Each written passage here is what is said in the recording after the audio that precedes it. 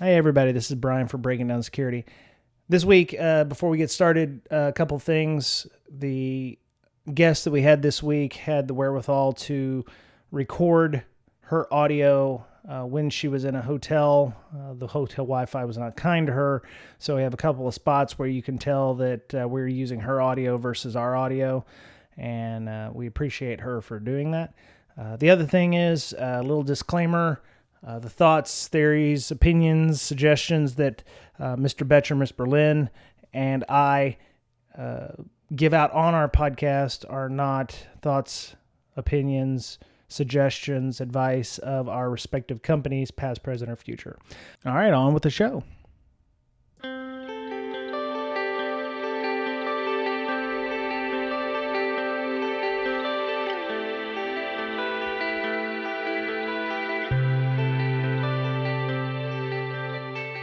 Hello, everybody. Welcome back. It's Brian, Ms. Berlin, and Mr. Betcher for Breaking Down Security.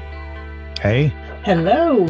All right, everybody's here. I thought you were going to dial in this week, Mr. Betcher. What happened? Did something change? What do you mean, dial in? Well, I thought you said you were just going to call in and instead of, being here. Or is that going to be next week? I have no idea what you're talking about. Well, I'm glad I'm the only one because that means you're getting old, man. Oh God, don't. I'm sitting at work. I've been on site with a customer the last couple of weeks, and I'm talking to these 20, 22, 23, 24-year-old kids for all intents and purposes. And I've got more experience than 5 of the entire team of folks there. It's like everybody else on the team, they're like, oh yeah, we're sitting here talking about pen tests. I'm like, yeah, that's not a good pen test. And they're like, well, why not? I'm like, because they're just running Nmap and calling it a pen test. There's so many. I've seen so many crap pen tests from so many companies. The pen test puppy mill is alive and well in these days. It's rampant. Oh my God. And it's like when you write back and you're like, did you actually do any manual testing? Oh yeah, we ran Scarab or we ran Spider Oak or whatever. And I'm like, no, that's SQL Map. Yeah, we ran SQL Map. And I'm like, no, that's not what I'm talking about. And I was like, did you even at least run burp or try to fuzz some inputs or something? And they're like, oh, yeah. And I was like, okay, yeah. Heard about that. Yeah. Reading some of these pen tests, and not just because of where we work. I work at, you really get a sense of what a quality pen test is versus like others. So, there's and companies I've never even heard of are doing pen tests. And I'm like, who's Bob's, big boy, pen test firm? And I was like, he's not very big because I've never heard of him. He lives in Fort Worth, Indiana. Well, great. That's fantastic. I have no clue where the hell that is. So, I know where Fort Worth is. That's not Texas. I have no idea where this was. There's company. Fort Wayne. Okay. Could be Fort Wayne. The other fort. Yeah, right. With a W. Right. All right. I don't think they were in Fort Wayne, but yeah, it was just reading some of these. And then you've got to write back to people and tell them their baby is ugly and they need a better pen test. And we spent $50,000 on this. I'm like, you got screwed. Okay. It's just one of those things. And maybe we can educate. Kind of the same thing from detection because we can see how loud so many attackers are. Yeah. Not even attackers, just loud pen tests. So one day you'll wake up and it'll be like all of a sudden you'd be hitting, warnings and stuff and you're like, oh, okay, what's going on? Do you ever eat? How long does it take for a company to get back to you? Oh, we're doing pen tests. We forgot to tell you, sorry. A lot of times they don't want to tell us until it's over. Ah, bastards. Okay. Which is fine because we can tell really quick. Well, that's good. That's good. I mean, I've seen engagements where they had no clue, and then all of a sudden they blocked their IP. This account that they're using to brute force is just called audit. Oh, yes. Pen tester user at like, whatever. Oh, you can see the workstation name in the Windows logs, and it says Nmap. right. Or it says something -Kali or whatever. Right. Like, oh, okay. Yeah, I know what that is. Cool. All right. So, Miss Berlin, quickly before we get started, you're going to be at SHMU in the next couple of weeks. Yeah, next week. Very nice. Okay. Yeah, very excited. And you were just on a podcast recently, weren't you? Not this I one. some I other one. was. I was on the MySec podcast. And how was that? Very good. The guys did an awesome job. They just started it up not too long ago. Fantastic. And they did really good. The conversation went really well, and that's very nice. Do you have a link to that so we can put it in the show notes? I sure can. Pimp it out, so they can get some I think listeners. they'll be nervous that we're going to put it in our show notes. Oh, well, it's all right. I don't mind. They weren't even sure they wanted me to tweet it. So why is that? Just early on jitters, I think. Oh, well, we'll give them a little. I wouldn't call it a bump, but we'll shine a light on them like Sauron did to Frodo or whatever. The beacons have been lit. That's right. Gondor is frayed. So, cool. Yeah, if you could put that in the show notes, that'd be great. We've had enough witty banter. I think we need to bring our guest in this week. A little background. Never met Liz in Meet Space. I followed her on Twitter for a long time now. I saw her tweet out something about a blog post talking about an incident response at her company, and I'm like, really? Companies don't normally post things about incident responses that happen at their orgs on purpose. No, that's way too much information. Yeah. Usually it's post Krebs. We care about your data, and we absolutely security is very important to us. Security is very important to us. No customer data has been leaked at this time until we talk about it the next time. And Thank you. Goodbye. That we know of. Then you completely owned. Yeah. So I was really impressed about the write-up and what had happened. And I reached out to Liz and I said, hey, we'd love for you to come on the show. And she was awesome enough to get in touch with me. And I'm sure she was like, who the hell is this guy? And why does he want me on the show? Which is typical, but it's okay. I'm used to that. But thank you, Liz, for joining us for the on the show. Thank you for having me on the show. Cool. My beat is not normally security. I just happen to have a passing interest in it. So it's always great to facilitate those crossovers between the reliability and security communities. Right on. And you do a podcast of your own, right? Yes, it's called OllyCast, where Ollie is short for observability, the art of being able to understand what your systems are actually doing under the hood. Okay. Could we get that? Could we get a link to that or something in the show notes? Sure, absolutely. It's one of the Heavy Bit podcasts. So if you go to heavybit.com and you'll look for OllyCast, you'll find it. Okay. Heavy Bit. Oh, okay. Very cool. All right. We'll definitely add that to the show notes. So Can you tell us a little? So I looked up honeycomb.io and I saw your about page and was reading through some of it, and maybe you could shine a light a little bit to help me understand what honeycomb.io does for a customer's environment. Sure. So Honeycomb is a service that provides analytics for instrumentation that you install into your program. So we help you get distributed traces. We help you do breakdowns and really analyze what's happening inside of my system, even potentially on a per customer, per IP address, per path basis, kind of letting people get more detailed analytics than they'd be able to get any other way. So it's kind of a combination between a metrics product, a logging product, a tracing product, kind of all rolled into one with the goal that you don't have to spend time tearing out your hair trying to figure out why is there a bug in my software, who's breaking into my systems. So it's kind of a Swiss Army knife for being able to understand your production environment in full resolution.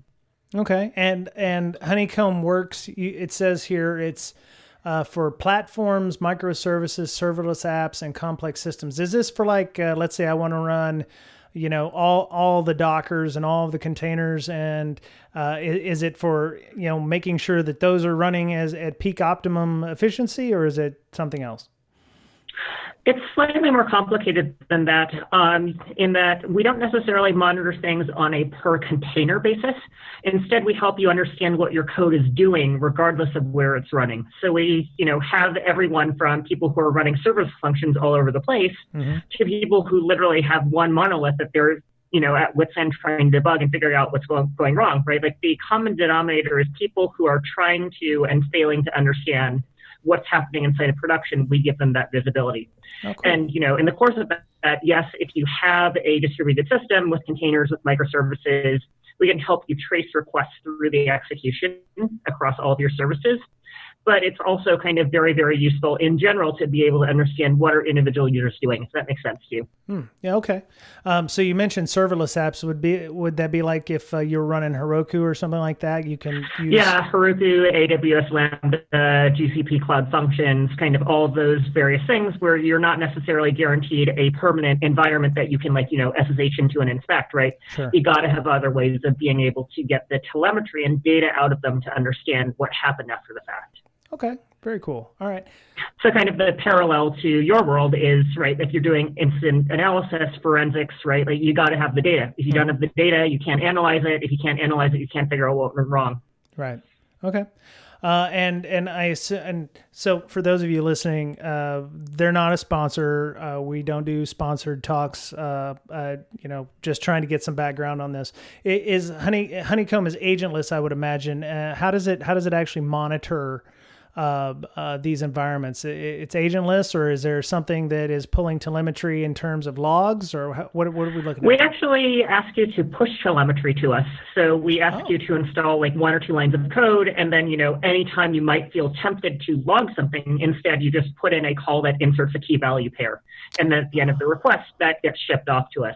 You can also run it in agentless type modes. You can also run it in log scraping modes, but the best usage is really just let us hook your HTTP handlers and we'll provide all of the reporting on who's calling you, what are they doing, etc. Okay, so you're doing it over an API kind of thing. Yeah, exactly. There's a API. You could literally choose to throw JSON at us if you want to, but we have a friendlier API for most languages. Right on. Okay. All right. So, I was, let's see, this was probably December when I saw this. I don't know if when you actually posted this to LinkedIn, not LinkedIn, but Twitter, but the incident was in November that it happened. I remember that because I was traveling in Berlin. The rest of the team was home in San Francisco. And we had a little bit of an outage. And as I was saying earlier, people send us their telemetry. People expect us to process their telemetry. And we were dropping a little bit of that telemetry on the floor, and it was midnight Pacific time. It was like 8 a.m., 9 a.m. in Berlin. I was like, we got to do something. Right. So it says you were rejecting 1 to 3% of customer telemetry data. So you must have some telemetry, like I mentioned in the show notes, meta-telemetry. Is there some kind of telemetry that lets you know that telemetry data is not being done? Yes, the common term for that is called meta-monitoring. So we actually run 3 different copies of Honeycomb. So we have the production copy of Honeycomb that receives our customer's telemetry. That copy of Honeycomb sends its telemetry to a copy of Honeycomb called dog food. And then dog food similarly sends its telemetry to Kibble. And Kibble isn't really instrumented in any way. So it's kind of this layer of turtles all the way down where we try to keep tabs on debugging Honeycomb using Honeycomb itself. So our instrumentation, our dog food instrumentation that was looking at production noticed. Okay. Can you break down how you detect a lack of data? Like, you can't be expecting, for example, every 5 seconds, you're going to get some data from this one customer. I mean, there may not be any data to send. How does that work? Yeah, that's a lovely subject. So it turns out that is simultaneously one of the reasons why the incident took so long to detect was that indeed you cannot easily detect an absence of data. So one of the signals we were getting was our Amazon load balancer logs. Our Amazon load balancer logs were saying, hey, we're rejecting these requests. We cannot find any available backends to serve, right? That we're seeing HTTP 500s go out.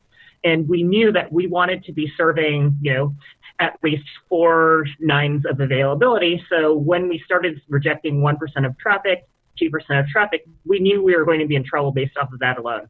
But at the same time, indeed, as you're pointing out, we didn't see any obvious signs of something wrong in our application logic itself. It was as if the request had never gotten to the back end. Okay. Nice. I can definitely confirm detecting lack of data is super difficult. Right. Yeah. Well, I mean, for Amanda, you're doing it the more traditional route, right? Where everybody's just pushing the logs to y'all and you're analyzing them?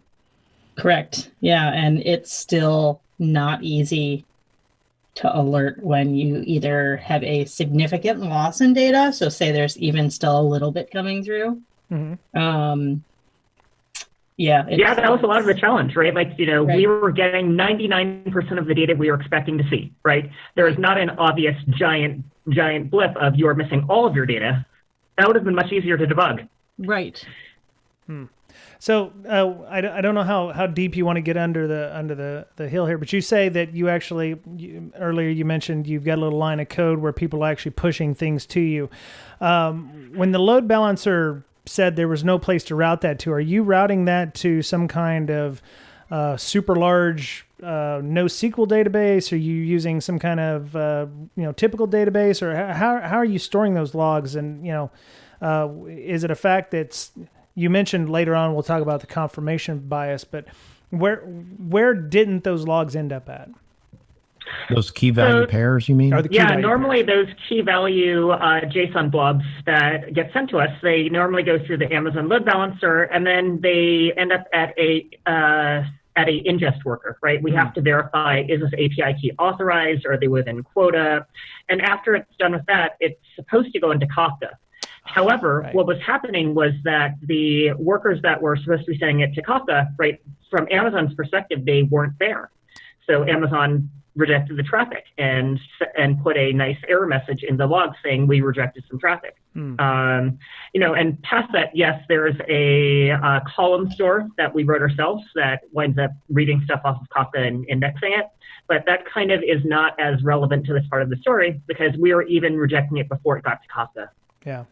So you said you're missing 1 to 3% of the data. So some of the data was actually getting routed where it needed to go. Other data was not. Is that just a partial failure, or was there a complete failure and it just hadn't been logged yet? It was a partial failure, but it took us a while to figure out why. We thought at first that everything looked normal from the perspective of our telemetry measuring our production environment. So we thought, okay, this must be an AWS networking issue. Maybe AWS's load balancers are having trouble talking to our ingest workers. Mm-hmm. So that was kind of the first direction we started investigating, was trying to figure out, okay, partial failure, maybe this is a networking blip. Okay. So in the blog post, you have a graphic of some outputs. Looks like a typical dashboard where you're seeing, request URIs and such like that. Is this part of your operational dashboard, or do you have where did these dashboards or these pretty graphs come from? We advocate a interesting strategy to looking at graphs, which is we don't keep a Death Star, of graphs projected above everyone's desks, right? Okay. So the thing that we do is we receive alerting based off of the percentage of requests that are successfully completing. So if we detect that we're going to fall short of our availability target, then the person on call gets emailed via PagerDuty a link to this dashboard, right, that says, here's our target, here's how we're currently doing, and it's looking bad. And here are some of the common factors, right? Here is what might start you debugging this incident. Right. So it's a very different take than most people who are staring at dashboards, that it's a fixed set of dashboards, in that, yes, there is kind of the constant of how much traffic are we getting, how many errors, but kind of the bit below that is something that is always changing, right? There are always varying things that are in common or not in common between your errors. So we kind of instead encourage people to dive in and search the data and compose new queries rather than just looking at the same dashboards over and over. Mm-hmm. So what you're looking at is kind of the start to the exploration process. Oh, very cool. Okay. I'm going for those of y'all that are listening, I'm going through my PMP certification right now. And some of the things that came up was how you identify trends when you're looking at data points and stuff. And I was wondering if it was along that similar lines where you were maybe seeing a constant decrease in the amount of data. And the way they consider a trend is like 5 to 7, or actually it's 7. seven data points in any one direction. So if it goes down 7 times on the graph, then that's considered a trend, or that's a what do they call it? That's an event. It wasn't an incident. It's an event. Yeah, it's slightly more and less complicated than that. We're just looking in general at the total percentage of successful events divided by the total number of events. And that's over a 30-day period that we're looking over. So this isn't necessarily looking for a number of points that are above or below a line like continuously. Instead, this is looking at the overall success rate over 30 days. Okay. And as you can imagine, when you start rejecting 1% of traffic for 30 minutes, 40 minutes, that starts really impacting your 30-day availability if you're targeting something like 99.99%. Right. Okay. So you started out with the good, the bad, and the ugly. Y'all found so SLOs, service level objectives, are those similar to how SLAs, service level agreements are, where you're trying to set your it's very, very similar. The service level objective is something that's an internal reporting metric. It says, this is what we're targeting as far as the level of service we want to provide. Mm-hmm. You never, ever, ever want your SLO to be looser than your SLA, right? Then you're going to repeatedly wind up paying money back to customers. Right. So instead, we try to set our SLOs more aggressive than our SLAs, so that way we catch things before our customers do. The goal is kind of to maintain an acceptable level of service for most customers. Okay. Excellent. Okay. Better than expected. Right. So it says, then we got ourselves into trouble, and it says, where did we get lucky or unlucky? And you said, well, I don't know if you specifically wrote this, but it said, unclear incident handling contributed to the confusion. Maybe you could go into a little of that. I know you said you were in Berlin and it was 9 o'clock. Yeah, exactly. I was in Berlin. It was 9 a.m. when the alert first went off. And unfortunately, this was a feature we were beta testing that had caught this incident. Oh. So we weren't 100% confident in it yet, such that it would wake up someone who was on call. Mm-hmm. So I wound up being the person who happened to spot it because it didn't go to the on-call. And I stared at it for a while, decided, I think this might be a signal. I think we should look at it. And I woke up the person on call, and it was 2 or 3 a.m. for them. And that person said, you know what, let's see whether it comes back again, because it had cleared up on its own. So so I woke up the on-call, and the on-call and I talked about it. We said, let's see whether it happens again. The on-call went back to bed, and then it happened again, and I woke up the on-call again. But I the on-call never really took ownership of the issue. When our incident handling procedures say the on-call is empowered to take control of the issue, and I think that kind of tension was something that resulted in neither of us really driving this to resolution. And then finally, it was hours later, and people started waking up in Pacific time zone, and finally we got some fresh eyes on it. Finally, we started the proper incident handling procedures. But we should have been a lot more aggressive about saying, you know what, production is impacted. We're declaring an incident. This person is the incident commander. Let's go ahead and move forward, right? It's kind of that clarity really, really matters when things are on fire. Mm-hmm. So what you said was at one point you were trying to find out from Amazon if it was in their house, if it was a problem with AWS, and you had reached out publicly on Twitter to see if other AWS customers were having issues. Why was that an error in your case? Was it being too public, or being how big a problem was that? The problem was not that we talked about the issue publicly. The problem was that we misinterpreted the data that we got back.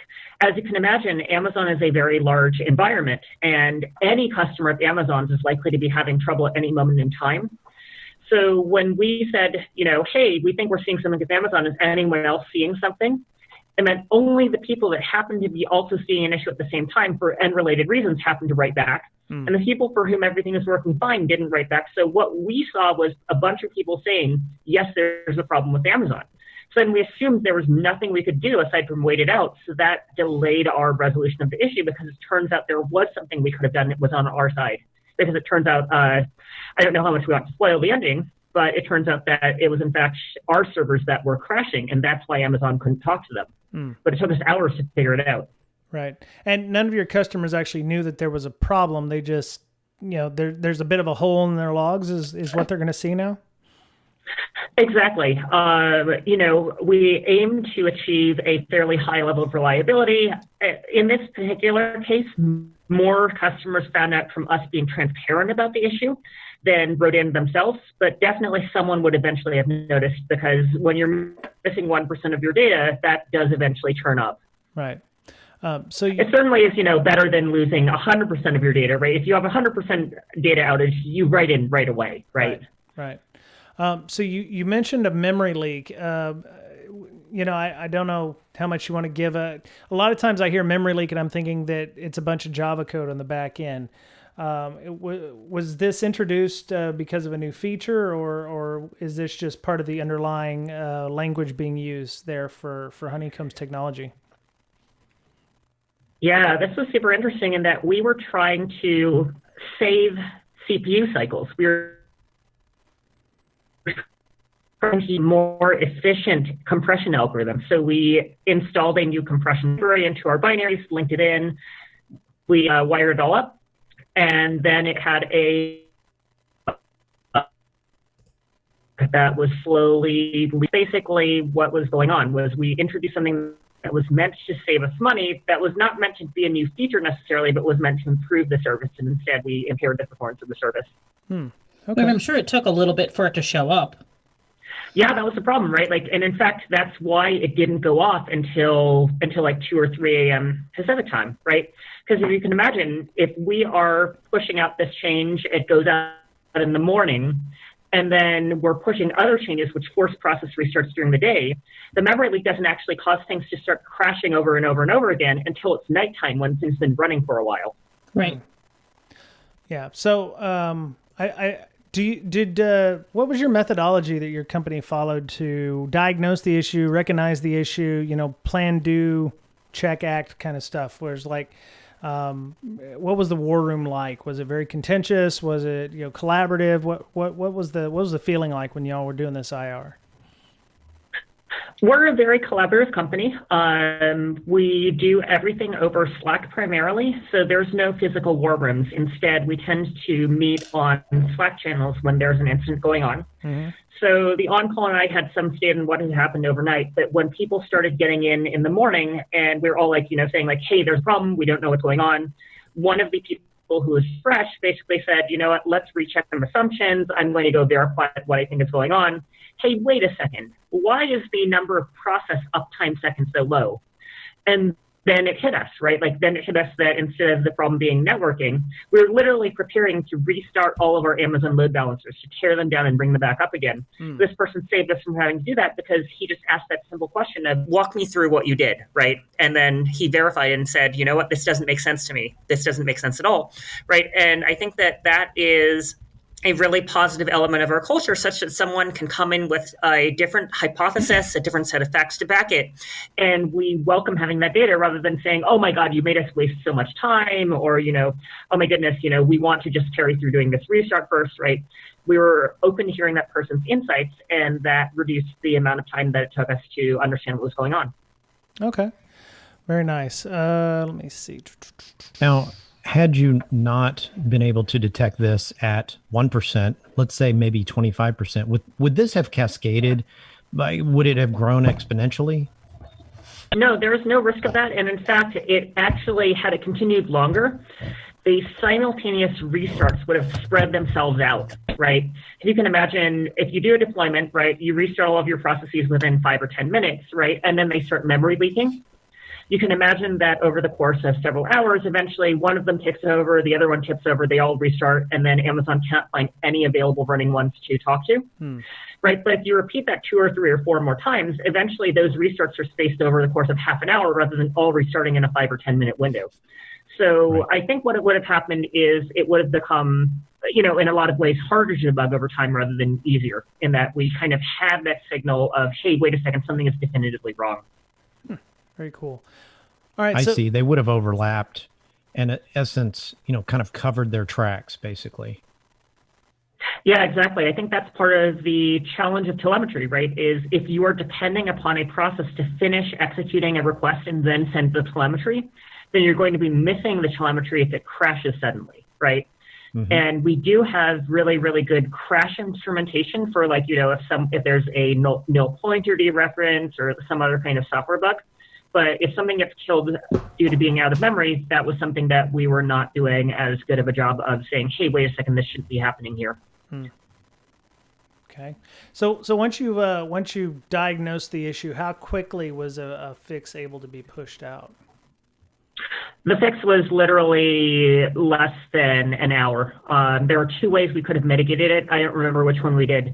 Number one, we had a good build that we knew was working. Number two, we also knew that the memory leak, when you looked at it, it was obvious where the memory leak had come in, even though it hadn't crashed anything. You could see which commit had introduced the memory increase over time, even though other people's commits had rolled out over the day before. So we just reverted that commit, patched it in, and we were good to go within less than an hour.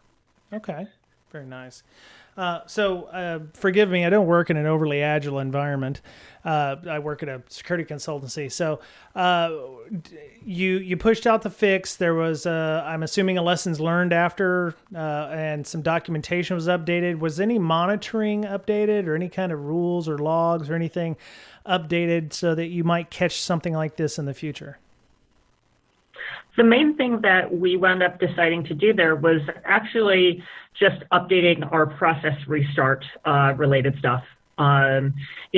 We trying to think about how to say this. The same outage is never going to happen over and over and over again, right? We don't look at the same dashboards over and over. So it kind of is a matter of just retraining ourselves to consider that as a potential hypothesis, if that makes sense. There's kind of not necessarily a giant single thing that you can do to ward off running into a cognitive blind spot, right? I think that a future cognitive blind spot might catch you equally off guard. All right, and that was part one of our interview with Liz Fong-Jones, speaking with us about the incident response at honeycomb.io and how they remediated it, and we got a little bit of inner workings of how Honeycomb works. So they're not a sponsor, but if you're interested in whatever services that honeycomb.io does, maybe you could go check them out. We don't endorse them in any way, but it sounds like they're doing a lot of good things there, especially using their own tooling to try to get better and be more responsive to incident responses. You can find Liz on Twitter at Liz the Grey. That's Grey, like the United Kingdom version of Grey, not the U.S. version. As to the rest of the people on the show, the Twitters for Ms. Berlin, you can find her at InfoSister and Hackers Health. That's her nonprofit she uses to spread awareness of mental health issues in the InfoSec community. Mr. Betcher, you can find him on Twitter at BetcherPwned. Also, he's the lone developer for LogMD, which is a Windows forensic and logging tool. So if you're interested in checking that out or trying to get better logs from your Windows boxes, hit up log_MD on Twitter and find that. You can join our Slack. We have a very active Slack community. It's moderated. We have a social contract. We expect everybody to act as professionals and be adults on there. So if you're interested in joining that Slack, you can hit us up on Twitter, send us a DM to Brakesec, BRAKESEC, or you can just email us at bds.podcast@gmail.com. Finally, you can just follow me on Twitter at Brian Brake. That's with a Y, and my last name is BRAKE. Thank you to all of our patrons for their generous donations each month that goes to paying for the Zoom that we use, hosting fees on Libsyn, domain registration, which is a couple $100 a year, as a matter of fact. Also, other things that we do, like we buy stickers and swag that we give out to our customers. If you're interested in buying some swag, we also have a TPub store. You can go to brakesec.com/store and you can grab a t-shirt, coffee mug, stickers there. TPub actually does a very very decent job with t-shirts, and if you're interested in some of our swag, you can grab that too. And I think we get a little kickback from that. So if you don't want to support us on Patreon or what have you, grab a t-shirt or some stickers, and we get a little, couple of bucks or something, which is great. We're also on Amazon Smile, our nonprofit, the InfoSec Education Foundation, which is the umbrella group that we use for the podcast and for our local CSEC East meetup here in Seattle, as well as the conference for InfoSec Campout, is all under that nonprofit. If you go to Amazon, smile.amazon.com, you can select a charity. You can select InfoSec Education Foundation. Or if you don't want to support InfoSec Education Foundation, there's a whole number of other worthwhile charities there if you want to do that. And what happens is you buy something that's eligible for Amazon Smile. Amazon sends a little money to that nonprofit. We get a little kickback if you don't want to support us on Patreon on a regular basis or anything like that, and that's fine. Podcast and everything will always be free. So if you're interested in doing that, you can go look for InfoSec Education Foundation on Amazon and do it that way. All right. Well, Liz will be back next week to discuss some additional items, including a very interesting discussion about what a developer advocate is. So, amongst other things. So please come back and join us again. And that was it for Breaking Down Security this week. Have a great week. Be nice to one another. Take care of yourself because you're the only you have. And we'll talk to you again soon.